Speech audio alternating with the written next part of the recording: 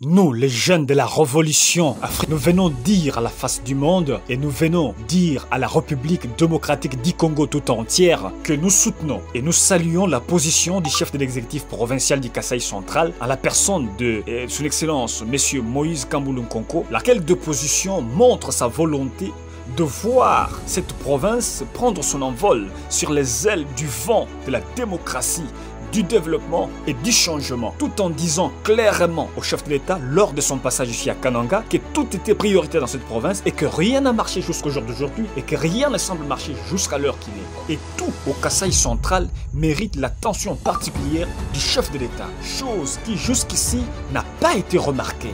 Mais nous devons nous dire et nous mettre d'accord que cette province du Kasaï central détient les atouts majeurs pouvant faciliter le désenclavement, le développement économique de cet espace Grand Kasaï, par bien évidemment ses grandes potentialités en ressources hydrauliques, par bien évidemment ses majestueuses Chit, Katende et Mbombo, sans pour autant parler de sa position centrale et qui lui confère des avantages d'ailleurs naturels de partager ses frontières avec l'Angola par ce grand marché frontalier de Kalambambouji. Kalambambouji qui représente le seul espoir qui reste au Grand Kasaï pour booster son développement économique et s'attendre aux jours meilleurs. Mais hélas, chose qui déplaît à certains politiciens aux esprits corrompus et vendus qui sont autour du chef de l'État, formant ainsi une ceinture infranchissable aux personnes animées de la volonté du changement positif, avec des esprits créatifs et innovants pouvant proposer mieux au chef de l'État, pouvant l'aider à comprendre, à palper du doigt les réalités de cette province, les réalités de ce pays, les réalités de cette province, les réalités précaires d'ailleurs de cette province, afin d'y penser, afin de chercher des solutions idoines. Mais malheureusement, ces gens n'arrivent pas à rencontrer le chef de l'État, malgré leur volonté de faire, malgré leurs initiatives, malgré leurs esprits créatifs. Ils n'arrivent pas à le rencontrer pour lui dire des choses en face, parce qu'il est entouré par ces gens-là qui ne sont là que pour l'acclamer, les flatteurs. Les gens qui ne lui permettent pas de voir, de palper du doigt la réalité ou les réalités du Kasaï, du Grand Kasaï, la réalité de la RDC.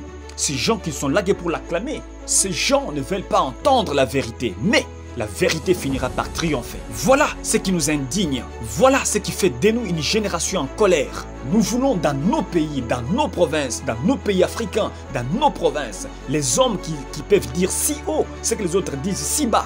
Dire la vérité pour l'avantage du peuple, mais au risque de sa propre vie et à la perte de ses propres avantages. Si nous demandons au chef de l'État de considérer ce qui lui a été dit avec le cœur, âme et conscience par son excellence, monsieur le gouverneur du Kasaï central.